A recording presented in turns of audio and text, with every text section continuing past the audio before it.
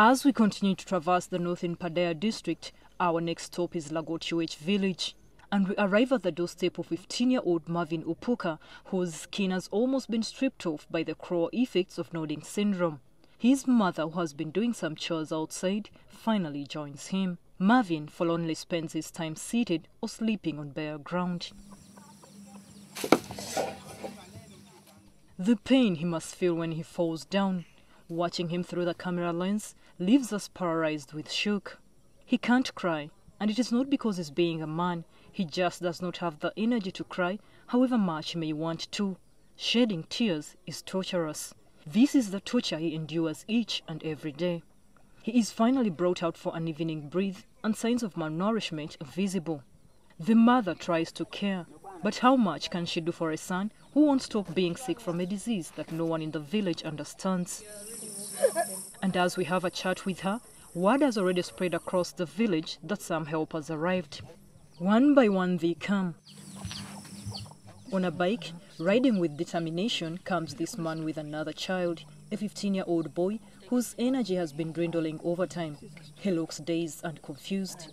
More continue to come, each with their own devastating effects of nodding syndrome.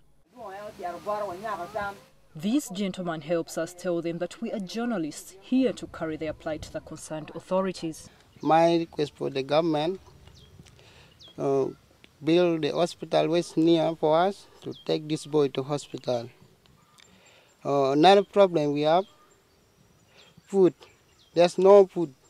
In fact, the nearest health center is Laguti Health Center on Gulu Road and Ukidi Health Center 3 in Kitgum district, a distance which can take someone hours walking, meeting with danger along the way. The leading cause of death amongst children with nodding syndrome is drowning, and it happens that most areas where they live, they are surrounded by rivers.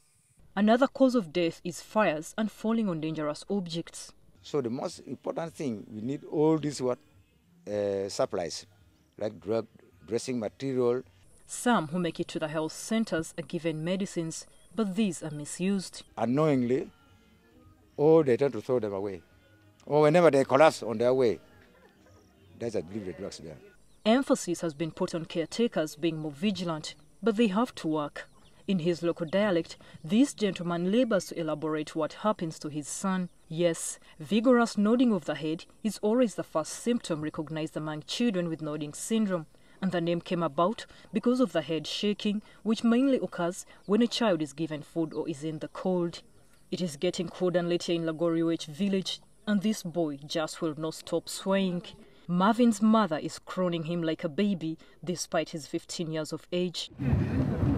As we leave, the rain starts. Tonight, many of the affected children here may spend it nodding their heads and having seizures.